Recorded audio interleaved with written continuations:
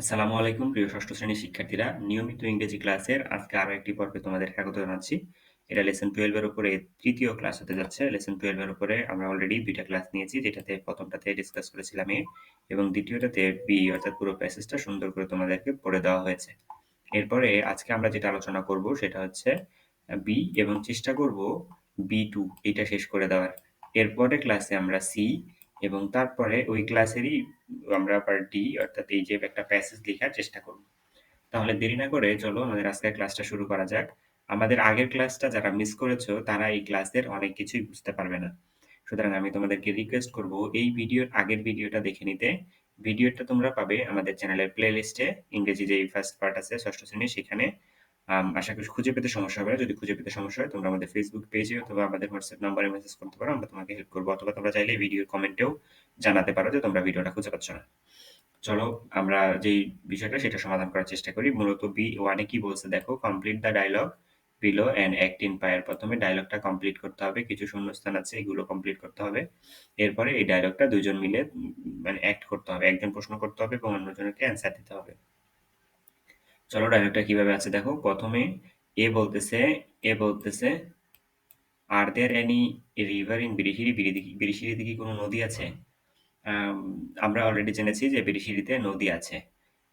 এবং সেটা একটা না, প্রায় ২ টা নদী। তাহলে অ্যান্সারটা কি হবে? Yes there are. হ্যাঁ, আছে। এখানে কিন্তু ২ টা জিনিস তোমার শিখার বিষয় আছে। একটা হচ্ছে বিরিশিরিতে নদী আছে কিনা এবং অন্যটা কিভাবে কোনো কিছু আছে কিনা সেই জিজ্ঞেসটা করা যায়।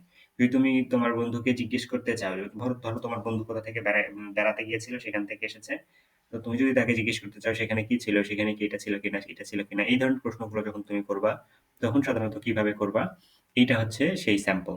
আর there any dash in the dash, অর্থাৎ এইভাবে তুমি প্রশ্ন করতে। ধরো তোমার বন্ধু নানির বাড়িতে বেড়াতে গিয়েছিল, আসার পর তুমি জিজ্ঞেস করলা আর দেয়ার এনি, মনে করো তার নানির বাড়ি গ্রামে। তো তুমি তাকে জিজ্ঞেস করতে পারো are there any green field in your grandmother's house. অথবা তুমি জিজ্ঞেস করতে পারো is there any cousin in your grandmother house, অর্থাৎ তোমার নানির বাড়ি বা দাদির বাড়িতে কি তোমার কোনো কাজিন আছে? এইভাবে তুমি যেকোনো প্রশ্ন করতে পারো এবং সেটা কিভাবে করবে সেটা আর দেয়ার দিয়ে করতে হয়। এবার তুমি যদি আর দেয়ার দিয়ে প্রশ্ন করো তাহলে তোমার বন্ধু কিভাবে অ্যান্সার দেবে? অথবা তোমার বন্ধু যদি তোমাকে আর দেয়ার দিয়ে প্রশ্ন করে তাহলে এইটার অ্যান্সার কিভাবে দেওয়া যায় সেটাই এখানে দেওয়া আছে দেখো, ইয়েস দেয়ার আর। অর্থাৎ যদি ইয়েস হয় তাহলে ইয়েস দেয়ার আর। আর যদি নো হয় তাহলে কি হবে? No there aren't, there are not, সেখানে নেই, দেয়ার ইজ নো। অথবা এভাবে আসতে পারে নো দেয়ার ইজ নো, না সেখানে নেই, দেয়ার ইজ নো। ওকে, তাহলে are there any river in Birishiri? Yes there are. হ্যাঁ, সেখানে রিভার আছে। দেয়ার আর টু রিভার্স, ২ টা নদী আছে। The Shomshori and Kangsha, Kangsha. শমশরি এবং কাংসা নদী, এই ২ টা নদী সেখানে আছে। তো ডায়লগের পরের পার্টটা কি বলছে? Are there any hill in Birishiri? বিরিশিরিতে কি কোনো পাহাড় আছে? বলো তো পাহাড় আছে কিনা? ইয়েস, পাহাড় আছে। এখানে দেখো ইয়েস দেয়ার ইজ, হ্যাঁ সেখানে আছে। তাহলে এখানে কি বসবে? এখানে বসবে দেয়ার ইজ। এখানে দেয়ার আর, এখানে দেয়ার ইজ। কেন আর কেন ইজ এটা বলো তো? দেখো আমাদের নদী কয়টা ছিল? ২ টা ছিল, কাংসা এবং সোমেশ্বরী। সেই জন্য দেয়ার আর। যখন কোনো জিনিস ২ টা হয় তাহলে সেটার ভার্ব হবে আর। আর যদি একটা হয় সেটার ভার্ব হয় ইজ। তাহলে yes there is. It is called কি? সেই বিরিশিরিতে পাহাড় ছিল না? কি পাহাড় ছিল বলো তো? বিরিশিরিতে ছিল সিরামিক হিল বা সিরামিক পাহাড়। তাহলে yes there is, it is called ceramic hill. ঠিক আছে? এই যে সিরামিক হিল এখানে দেখতে পাচ্ছ। এইটাই হচ্ছে, এইটা এইখানে বসবে। It is called ceramic hill. এরপরে যেটা সেটা হচ্ছে can I see any other hill from there? সেখান থেকে কি আমি অন্য কোনো পাহাড় দেখতে পারবো? তোমরা যারা আগের ক্লাসটা করেছো সেখানে আমরা জেনেছি যে বিরিশিরি থেকে উম, মেঘালয় রাজ্যের কিছু পাহাড় দেখা যায়। মেঘালয় ইন্ডিয়ান স্টেটস, মেঘালয় রাজ্যের হিলস গুলো দেখা যায়। তাহলে সেখানে কি হবে অ্যান্সার? অ্যান্সারটা হবে yes you can. Yes, you can see the hills of Meghalaya state from there. যেহেতু স্টেটের কথা বলছে, কোন স্টেটের হিল দেখতে পাবো আমরা? ভারতের মেঘালয় রাজ্যের হিল দেখতে পাবো। তাহলে এখানে কি হবে? মেঘালয়া স্টেট, স্টেট বলতে ওই রাজ্য, ভারতের মেঘালয় রাজ্য। তাহলে এখানে কি বলছে? Can I see any other hill from there? তাহলে আমি কি সেখান থেকে কোনো কিছু দেখতে পারবো? মনে করো তুমি তোমার বন্ধুর কাছ থেকে কোনো পারমিশন নিতে চাচ্ছ, অথবা তার কাছে জানতে চাচ্ছ যে এটা সম্ভব কিনা। তো সেই ক্ষেত্রে প্রশ্নটা কিভাবে করতে হয় সেটা হচ্ছে can I, can I take your pen, can I take your book, can I have your food? এইভাবে প্রশ্ন করা যায় এটা পারমিশন নেওয়ার ক্ষেত্রে। তো এখানে যেহেতু পারমিশন নেওয়া না, এখানে জিজ্ঞেস করা হচ্ছে যে এটা সম্ভব কিনা। তাহলে এই ক্ষেত্রে কি হবে? এই ক্ষেত্রে হবে অ্যাম ক্যান আই সি এটা, ক্যান আই গো দেয়ার এইরকম আরকি। তাহলে এটার অ্যান্সার কি আসবে? Yes, you can. হ্যাঁ, তুমি পারো এবং এখানে একটা ফুল স্টপ হবে। You can see the hills of Meghalaya state from there. Meghalaya বানানটা তোমরা এই যে এখান থেকে চাইলে দেখে নিতে পারো। এই যে মেঘালয়া বানান, মেঘালয়া। ওকে। পরেরটাতে আমরা যাই। Are there any other any temple there? সেখানে কি কোনো মন্দির আছে? আমরা দেখেছি সেখানে ২ টা মন্দিরের কথা বলা হয়েছে। Yes, there are. তাহলে এখানে কি হবে? There are. You can see the Debprosad temple and the এইখানে দেখো বলা আছে রামকৃষ্ণ অ্যান্ড লোকনাথ বাবা টেম্পল। রামকৃষ্ণ অ্যান্ড লোকনাথ বাবা টেম্পল। তাহলে এখানে কি হবে? রামকৃষ্ণ অ্যান্ড লোকনাথ বাবা টেম্পলস দেয়ার। মোটামুটি আমাদের যে পার্ট B1 ছিল সেটা কমপ্লিট। এখন তোমাদের এই শূন্যস্থানগুলোতে আমরা যেভাবে বলে দিয়েছি সেভাবে তোমরা করতে পারো। ইয়েস, উম দেয়ার ইজ এটা হবে এইখানে। এরপর এখানে কি হবে? এখানে হবে it is called ceramic hill. It is called ceramic hill. এরপরে এই জায়গাটাতে কি বসবে? Yes, you can.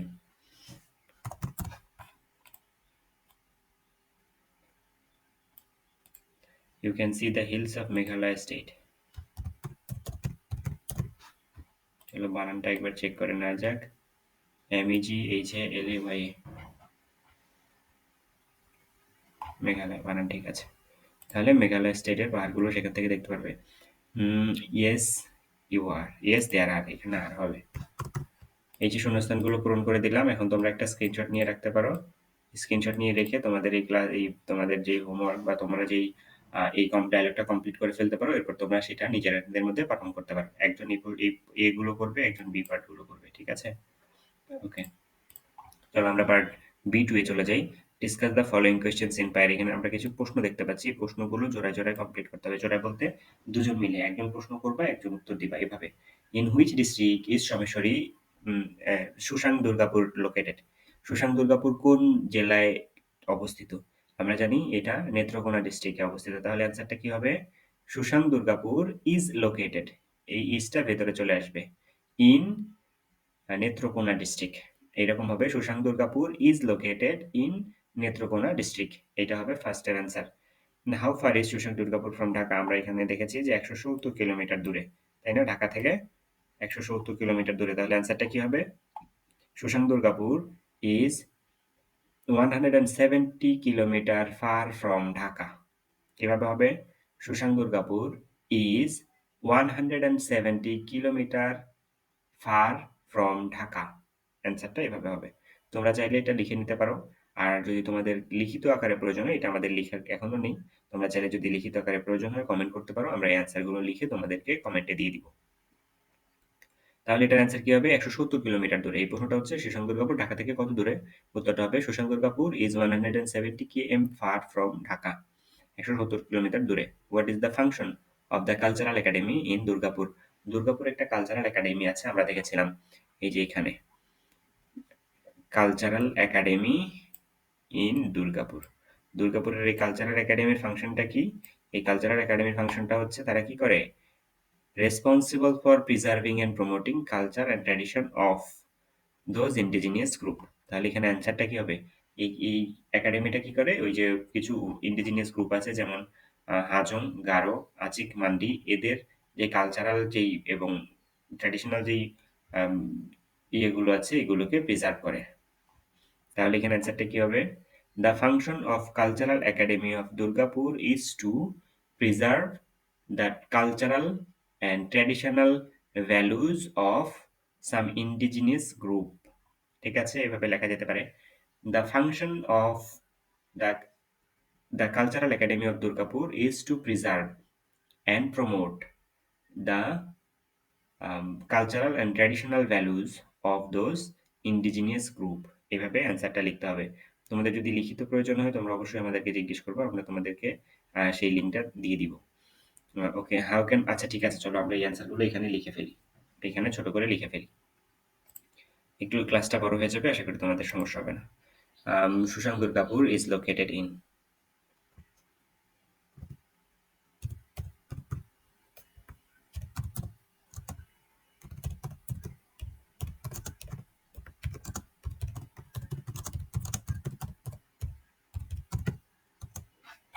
নেত্রকোনা বানানটা চেক করে নেওয়া যাক। NETROKONA, Netrokona district, Netrokona district. তাহলে এই অ্যান্সারটা কিন্তু এখানে হয়ে গেছে, এটাকে আর ওইভাবে বড় করা সম্ভব না। ওকে, এই অ্যান্সারটা কিন্তু প্রথম প্রশ্নের অ্যান্সারটা কিন্তু এখানে দিয়ে দিলাম। এই যে তোমরা এই জায়গাতে ধরে নিতে পারো। ওকে, এটা প্রথম প্রশ্নের অ্যান্সার। দ্বিতীয় প্রশ্নের অ্যান্সার কি হবে? Sushanta Durgapur is 175 kilometre far from Dhaka. তোমরা জাস্ট এইটুকু সেম রাখবে, এইটুকু সেম রাখবে। এই জায়গাতে একটা ইজ বসাতে হবে। চলো সেটাও লিখে ফেলি। আমি সুশান্ত দুর্গাপুর জিনিসটা আর নতুন করে লিখলাম না, কারণ আমাদের এখানে জায়গা সংকট। Is 170 km far from Dhaka. এটুকু লিখলেই মোটামুটি তোমরা বুঝতে পারবে আশা করছি। আমরা অ্যান্সারটাকে এখানে লাল মার্ক করে দিচ্ছি। এর আগে জাস্ট এই সুশান্ত দুর্গাপুরটা অ্যাড করে দিবে। Sushanta Durgapur is 170 km far from Dhaka.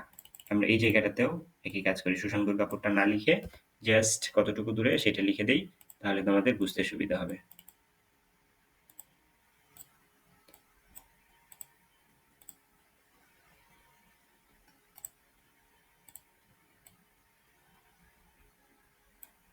এখানে এই অ্যান্সারটা অ্যাড করে দিলাম।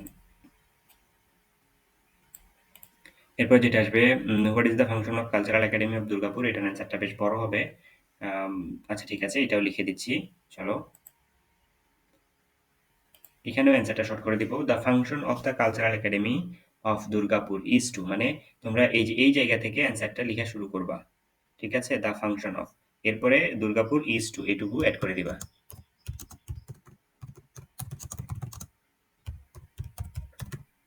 Preserve and promote the and traditional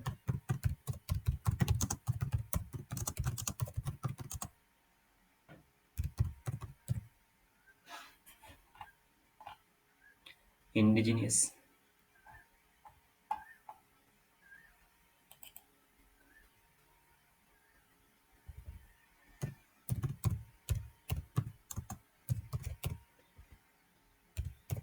group.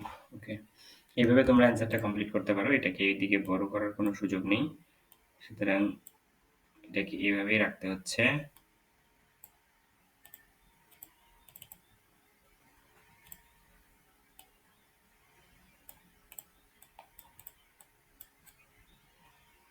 এই অ্যান্সারটা এখানে রেখে দিলাম, তোমরা নিশ্চয়ই বুঝতে পারবে।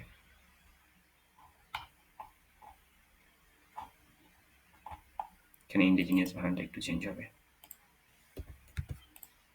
চলো এরপরে দেখি, how can you get to Sushanta Durgapur from Dhaka. এটার অ্যান্সারটা একটু বড় হবে, কারণ তোমাকে পুরো বিস্তারিত লিখতে হবে। তুমি এটার মিনিংটা হচ্ছে তুমি কিভাবে সুশান্ত দুর্গাপুরে যাবে ঢাকা থেকে।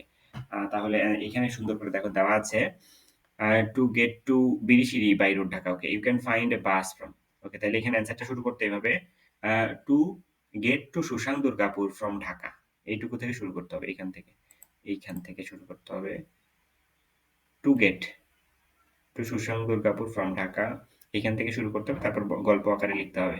Two get to Sushanta Durgapur from Dhaka, you can, এরপর শুরু করবে এখান থেকে, you can find direct bus to Birishiri from Mohakhali bus stand Dhaka.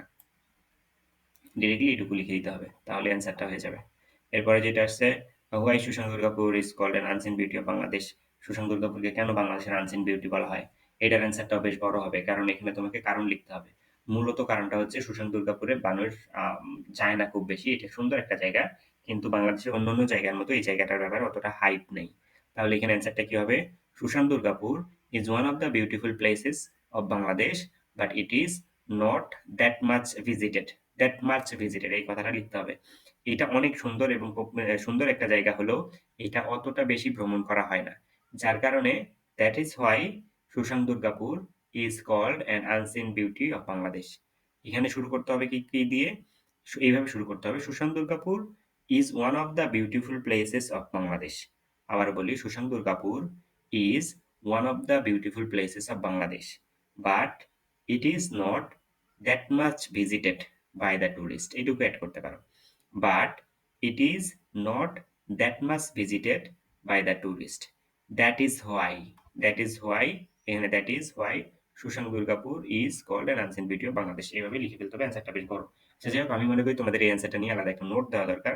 তোমরা জাস্ট কমেন্টে জানিয়ে দিও কাদের প্রয়োজন, আমরা এই নোটটা দিয়ে দিব ইনশাআল্লাহ। এরপরে আসো, ওকে, এরপরে যে পার্ট সি এবং ডি আছে এটা আমরা আগামী ক্লাসে করার চেষ্টা করব। আজকের ক্লাসটা এখানে শেষ করছি। পুরো ক্লাসে আমাদের সঙ্গে থাকার জন্য তোমাদেরকে অসংখ্য ধন্যবাদ।